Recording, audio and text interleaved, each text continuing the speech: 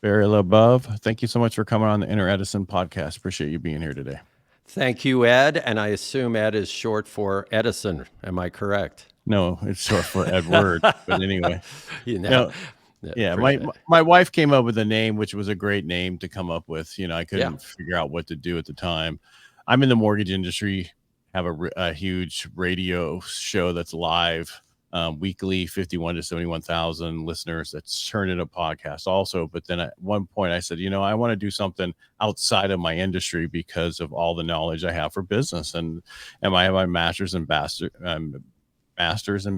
in that. I think I was going Yeah. to say something else. Oh, that would have Uh, been rough. yeah. Yeah. And, and so I was coming up with a name. My wife said, "Hey, how about Edison?" Which works. Why So, not? It's yeah, great. because it's all about your greatest accomplishments come from your greatest defeats. But in order to make sure you don't have those defeats, which you're going to have anyway, but let's limit them, let's make sure you're doing it right. So, Barry, kind of what's the background? And then we'll get into what we talked about before we went live.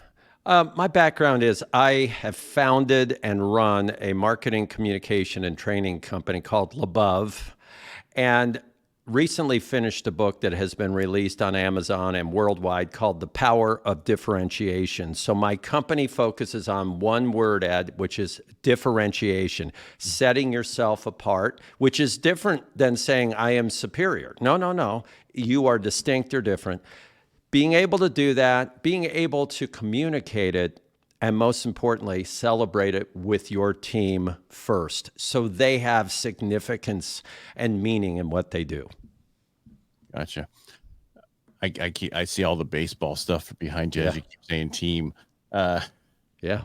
is that your differentiate? Is that your one sport? Do you do many sports or are you only one sport? I love baseball. I'm a Philadelphia Phillies fan. I'm from Philly originally. My son's a fan, and we both love baseball. So that's my favorite sport. I play golf a lot, but I'm not very good. But baseball's it for me. Yeah. All right. Well, say I'm football, but that's both footballs. So Oh, yeah. yeah. So because I tried going out for regular football when I was a kid, but I'm in Modesto, California, and at the time I was in Turlock, California. And during the summer, 110, 112 day, Oh, yeah. twice a day just didn't work for me. I was already moving sprinkler pipe on my grandfather's dairy. I didn't want to do it again. So yeah. So Yeah. all right. So let's get into how do you differentiate yourself? I think it's very important, like we talked before we went live, that you have to niche down who your perfect client is. Before you get into business, you need to know who you need to talk to because otherwise you're not doing it right. So kind of explain your take on that. My take is this: we do not want to create our differentiation, Ed. We want to discover it. If you try to create what you think people will want to buy or choose, it's a pretty miserable life because you're trying to guess. You're trying to be something you're not. You might even commoditize yourself and cheapen yourself. So you discover the one, two, or three things you do, offer, supply, whatever it is, that make you a little different. And as we may discuss in a few moments, it doesn't mean you're the best in the world at it and you're superior to everything else, because of course you're not going to be, but it does mean you're just a little different. You do it in a different way for a different reason. And for those few select customers or clients, it's going to mean a lot to them. And then to the masses, nah, they won't care. But let's focus on, like you said, the niche of your customer base who loves your differentiation. So how does somebody find that? Couple of different ways. My company has a process called brand re-engineering where we go into a manufacturing plant or technology center and we bring a technical immersion group of individuals, technical people, to find those things, to look into what the processes are. And often they are right in front of the people who are using them every day. So if you are a larger company, you send in a team like my team and we're finding these things. That's number one. Number two, whether you're large or small, you talk to the people who know your product and your service and your brand the best, your customers, your people. And here's what you ask, Ed, and I love this question. You don't say, hey, what do they need to do to improve? No, you go, what is the one or two things that they should not change? What should they make sure they keep doing? And all of a sudden, you start to hear these unique choruses of ideas and statements from people that are very similar. Oh, they shouldn't change the way that they do, blah, blah, blah. Oh, they do the very best such and such anywhere. Oh, I love how their customer service is, etc. You find those things out and you hold those close, and those will very possibly be your key differentiators. It's funny how today people have a hard time calling their clients or talking to their clients on a phone. Right. We look like we've never had a problem with that.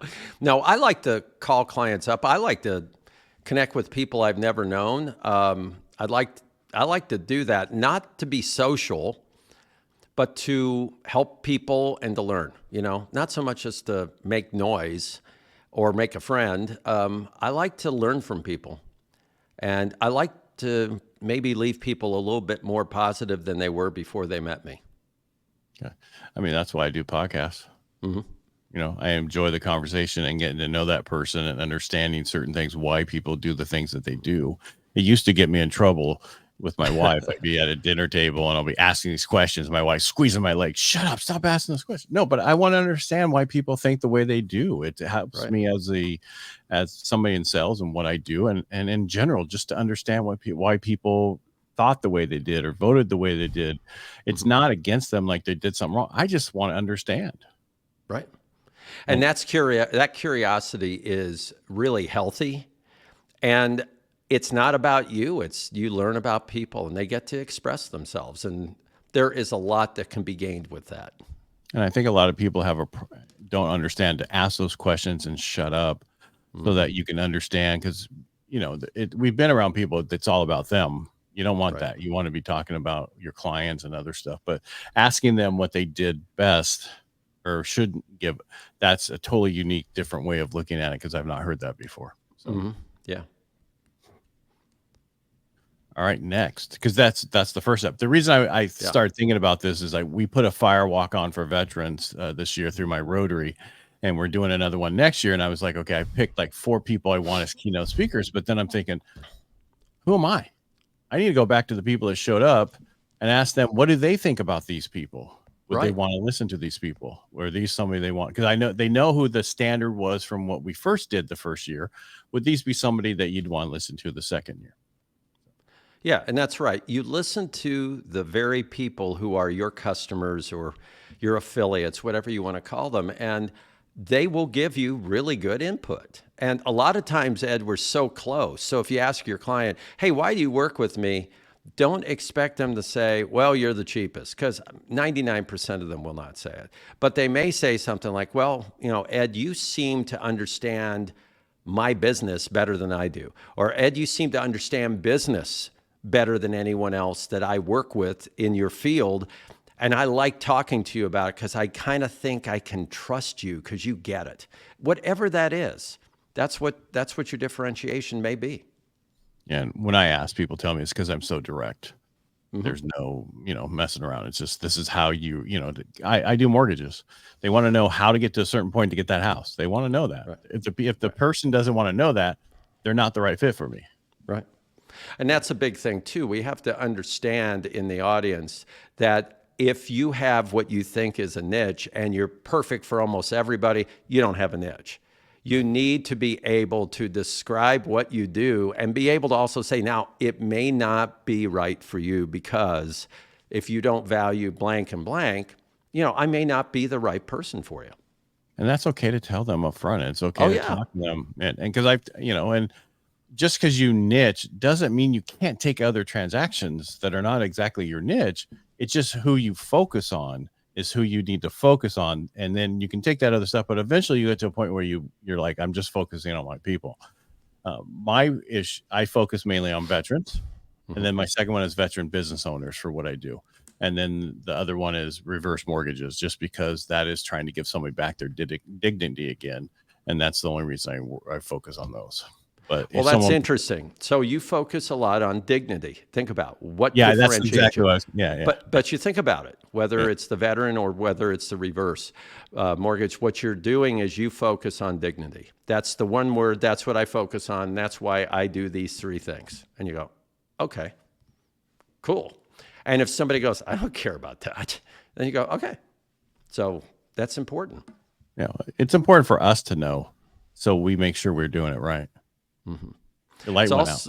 It's also important because not just for us as the leaders or owners or whatever we are in the business, but it's for our employees. Because in my book, the subtitle is Win, W-I-N, Win Hearts, Minds, and Market Share. And what you said is right. Yeah, we have to believe it, and it's good for us. Okay, but guess what? We got to win the hearts of our people. They got to think, wait a minute, I'm doing something that's actually good. I'm actually helping veterans, as an example. I'm actually helping people get their dignity back. Okay, so their heart's into it. And then their minds, it's like, okay, and then, you know what? This makes sense. It's a good thing. It's something where we're hiring people and we're making sure that people have a better life. This is great. And then, you know what? You probably win market share from that because your customers feel it. They sense it. As opposed to, hey, I talked to one of Ed's people and they just sound like robots and they don't care. So that's the difference. You know, it is that simple, but everybody, it is that difficult because it is not easy to determine the few things that you are good at and to truly stop, celebrate them, and focus on the most important people, your employees and your team. Yeah, I mean, it takes a while. It doesn't happen overnight. I mean, I can't tell you that when I first started 25 years ago, I knew exactly who my perfect people was. Or Right. I did find out what I only like to do, which is talk to people. I hate paperwork, right? Right. But you still have to do it occasionally. But that's, we've became so automated that it makes it so much easier for somebody like me who just want to have that conversation, find out what's best for them, and move on. Back to your book. Why did you write this book? Originally, I wanted to write a book because I'm an ancient person that would be a really good leave behind as I would, leave my business in the next 5 or so years.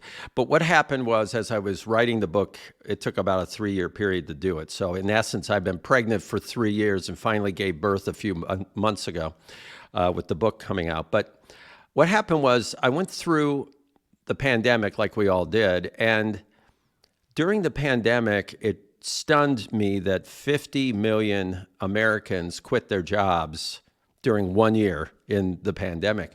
And it occurred to me that, you know what? These are people who are not happy. They don't feel what they're doing has any value. They don't feel valued, and they're gone. And I thought, here I am. I'm focusing on how do you increase market share. And in essence, it really doesn't matter if your people are walking off the job. So I thought, you know what, let's flip this thing around and let's make sure we focus on the most important thing, which is your people need to feel, and sincerely so, by the way, that they are doing something that they're proud of, that makes a difference, that's important, that has some uniqueness or distinction to it. And if you can do that, that probably means, Ed, that you have some sort of distinctive brand or uniqueness. And it also means everyone who touches your brand and your employees feels it and they buy into it sincerely. And since it is genuine, you can live up to it far easier than if you're calculating this thing and you're trying to be some kind of a robot doing what everyone else does. Well, I was just thinking about what you were talking about, how, where I was focused, really I was listening to everything about you, but I was thinking about the dignity thing that you said to me. Yeah, And it's a great way to differentiate yourself, especially in a market like and I know I keep bringing this up because it's could be a commodity business, is what the mortgage industry can be looked at as a commodity industry. sure. If it's somebody like that one that goes to that rocket thing, Yeah, where all they are call centers and take phone calls all day long, and that's all they do. They don't think outside the box or try to do things faster, try to do right. things differently. But if you're dealing with people and showing them what you can do, you can move yourself away from that and then actually be outside of it. and Right. it's no longer a commodity. And that's what you want to do to stay in business in certain sectors that could be a commodity. Exactly. I work with a great company called Copperworks. We named them Copperworks. They are actually known as SDI Lafarga Copper. Okay, so it's not a great name, but their nickname, Copperworks, is they work in a commodity market, but they don't act like a commodity. And their people are proud. Every single one of their 100 employees are on their website with their name, their title in alphabetical order. Their president doesn't show up until the B's. He's in the his last name starts with a B. He's not El Jefe, the top guy. He's just one of the people in there. And they talk about their experience that they deliver to customers. Okay, if you're a commodity, you're not delivering an experience, you're taking an order. These people care. And that's why that company has done incredibly well, because they compete with commodities that don't care, commodities that are faceless, like you're talking about, commodities that cut corners, cut costs, deliver when they feel like it, have no human beings on their website. So you go to their website, you just see ugly, dirty facilities. Why? Because they don't care about people. So this company, Copperworks, stands out way above everyone else. And guess what? They make a lot of profit because of it. But back to the amount of people who quit during the pandemic. Yeah. A lot of those people wanted to start their own thing, but then didn't have an opportunity, but then had a huge opportunity during that period of time too. But I understand where you're coming from, because that was the greatest quit we ever saw in history. And, like, I would like to know how many people are still not working from that. Yeah, I think there are a lot of people not working. But, Well, I along mean, with, back in the business, but doing something else is what I mean. yeah, Right. no, I think so. And I think that the pandemic also gave birth to the idea that you can work hybrid or even totally virtual. Okay, so that's all the more reason we have to make sure the people that work for and with us actually get it. Because if they don't, they can work for anybody anywhere in the world. So it's more important than ever to really understand that and to genuinely, not give them a line of crap, but genuinely engage your people and let them know that, you know what, you're saving lives, or you're giving dignity back to people, or you're helping people in wheelchairs get mobility and be able to live as normal a life as possible. That's what you do. And it's like, wow, I thought I was just plugging in wire harnesses. Wow, that's cool. Yeah. And that's, people have to have a buy-in on their company now. But you're right. I mean, if you're on LinkedIn and they hit, I see so many jobs that just get thrown my way, and it's like, remote. You can Sure. work any one of them remotely, Right. but what people don't realize also right now, there's a huge, I forget what they call the movement, but we would just call it middle management getting laid off, Oh, yeah. because we've been around forever. When things slow down, first people to go are the middle management. Right. And we're seeing a lot of that right now. And I saw that starting a year ago, because I saw these jobs and I was like, wow, that job is still there. And they took in that many resumes. That tells me they weren't technically really hiring for that job. Yeah, very They, possibly. they were trying to get the people just in case. And then they're like, we're going to hold off on it, so.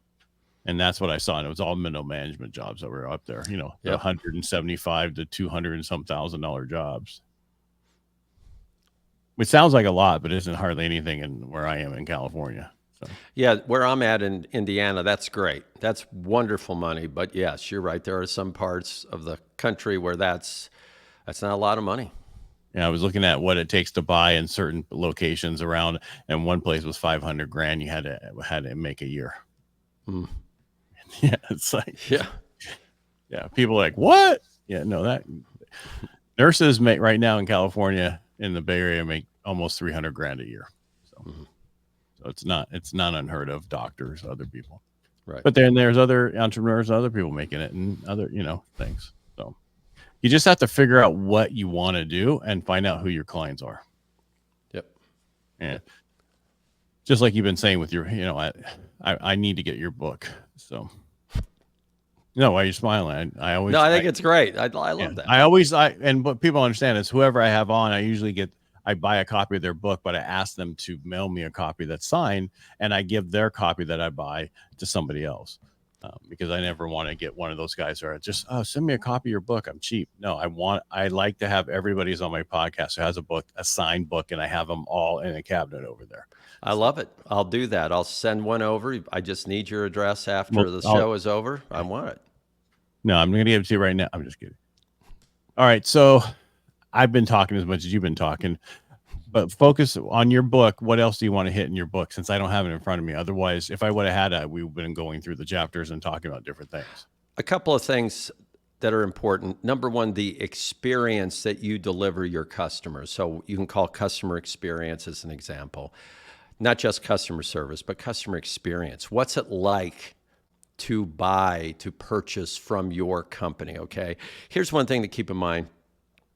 The consumer does not distinguish between the experience they get and the brand. So if you go into a car dealership and you're madly in love with buying that car and you've seen the commercials and you can't wait and you go in and they treat you terribly and it's a horrible experience, what do? Well, you walk out and say, I will never buy that brand. I'll never go back to that dealer. I'll tell everybody that. Okay, well, I get not going back to that dealer, but the brand, that car may still be a great car, but you're telling people it's no good because that was a bad experience. So we have to realize, those of us who are leaders and we are offering a brand experience to our clients, it's got to be excellent and it has to reflect what our brand is about. If you're a high-end premium brand and you have very low-end order taking, difficult people who represent you, it's a disconnect.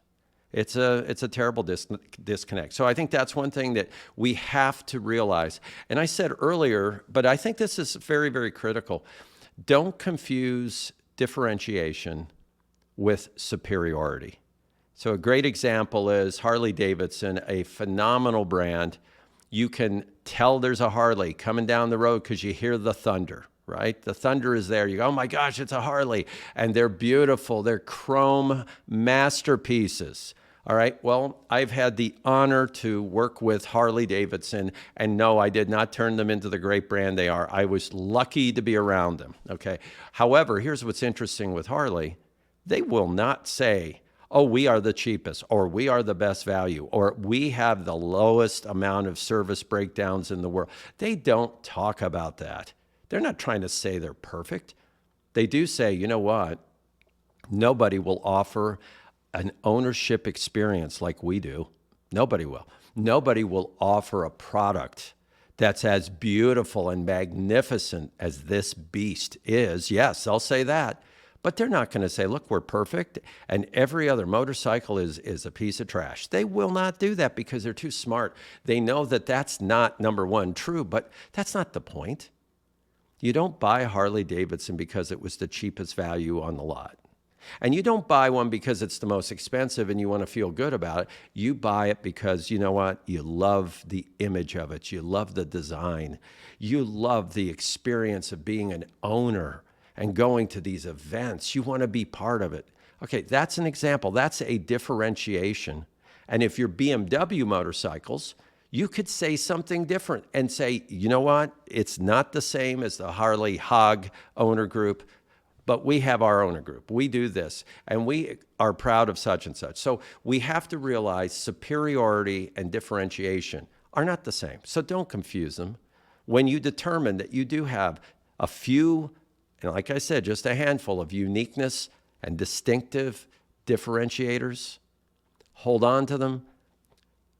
Make sure you do not drop them. Make sure you do not minimize them under pressure to commoditize, as an example, and then honor them by celebrating it with everyone who represents you, because remember, your customer experience is your brand.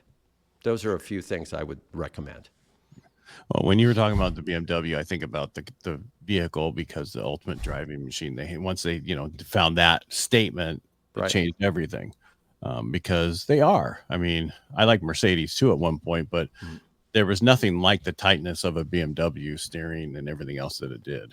So Well, Ed, but I'll interject here. So I've gotten to work with BMW, and some of my favorite people are BMW headquarter people for the car company, and they would have been the first to say we have a tremendously well built car, but we could improve our interiors a little bit. You know, they could be a little better, and they'd be the first to admit it. But then they would also say, but no car rides and drives like this car, and it is a machine. And that's what's so amazing about. But they held on to that. That's what they are best at. And like you said, their slogan, the ultimate driving machine, is who they are. And they can wake up every day and go, you know what? Maybe our interiors could be just a little bit foo-foo better, but we're building those cars like they're virtually race cars. They're absolutely ungodly. yeah, just unfortunately, I don't keep their value. Every one of those vehicles and other stuff have issues. I mean, Everything. yeah, I mean, everything. They just doesn't do it. I mean, I drive a Ford F-250 because we have a cab and everything else. And I'm telling you, everybody when I had the Audi, everybody made, oh, wow, you have an Audi. It's like, you don't understand. My Ford is more expensive than that Audi ever was. Right. Yeah.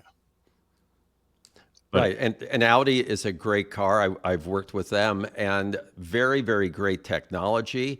Not quite the driving machine of the BMW, not quite as extensive in the sophistication of the interior as Mercedes, but it had its own niche where you go, you know what? You get a lot of everything. You get a beautiful design, you get a really great interior, really good, not ungodly performance out of the engine. This is a pretty amazing car, and that's who you appeal to. You know, but if you're the BMW driver, you're not going to that Audi because you know one thing you want to do with that thing. You're going to really beat that. You're going to beat that car and really drive it. yeah, I'm more of a Ford guy now. I like the big trucks. I like the roominess inside. I can't get that in a car. But back to your statement, my wife came to a local dealership here when she was looking for her Lexus, and it had a horrible experience on the lot. She wasn't ready, and the guy was just ended up lying to her basically. Yeah. And so she went to Oakland and bought it there. Come to find out, they're owned by the same dealership, and they asked why that happened. So she explained to them what happened, and so they have rectified that situation since then. Well, Because I bought you need to do that. You need to You find have out to. because that ruined it. Could have been here local, everything could have been fine. But when you're talking about everybody has to be involved and be on the same page and know that's from marketing, sales, all the way down to the service people, whoever or whatever in your company that you have, everybody's got to be in the buy-in. Right. I during COVID, I put money down on a brand new car. I was the first person to put money down on this brand new model. I won't mention the brand because I've done work with them and they're really good people, but local dealership. And he said, I can't believe you're doing this. Nobody's putting any money down because of COVID. I said, well, COVID will be over, but I want to get this exact car. Here's what I want. So I put it down. I then went to my location in Arizona, so I was not in Indiana when it arrived, and it was in the middle of winter, and they said, hey, your car's here. Why don't you pick it up? I said, well, I'm not here right now. It'll be a week. So I came in. It was about 8 o'clock at night. It was a snowstorm. They had the car outside. I said, are you sure this is the right car? Because I thought I ordered a blue car. This looks black. They go, no, this is your car. It's the perfect car. It's your car. So I said, okay. I get in the car, drive home. Next morning's Christmas morning. I get up. Snow melts. I look at the car and I go, that looks black. It doesn't look blue. So I go to fill up the gas tank. I pull out in the glove department. I look at the VIN number on the car and all the information. It's a black car. It was not the car I ordered. So I called up and I said, hey, I need my car. This isn't my car. And they said, we already sold your car. So I said, okay, well, here's what you're going to have to do. You're going to have to go take care of me and get me the car I ordered. And they said, okay, well, bring this one back in. I said, no, I'm going to drive this car until you get me the car I ordered. So I called the headquarters because I knew the people there, and they went, okay. And they helped. And it took a couple weeks, but I never did business with that dealership again. Had I not known the brand people, I would have never bought from that brand again because I would have thought they were behind it. And it turns out it was the opposite. They were completely innocent in it.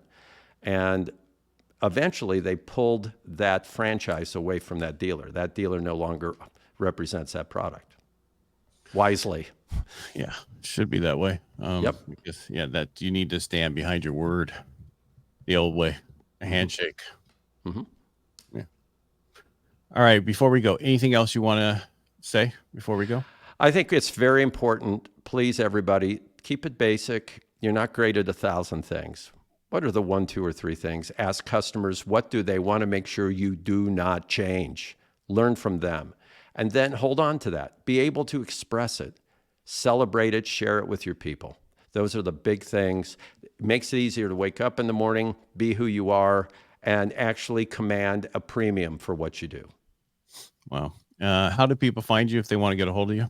All right. They can find me at my personal website, barrylabov.com, at my company site, labov.com. You can buy the book on Amazon. It's The Power of Differentiation. Not only please buy the book, but leave a review, an honest review of it, because I think that's going to be a lot of fun. Feel free to connect with me on those formats and also on LinkedIn if you'd like. So any way to have a good conversation, I'm into it. I think it'd be a lot of fun. All right, Barry, thank you so much for being on the show today. Appreciate you being here. Ed, I love your energy, and you do tell it like it is, and I think it's fun. All right, make it a great day. Thanks.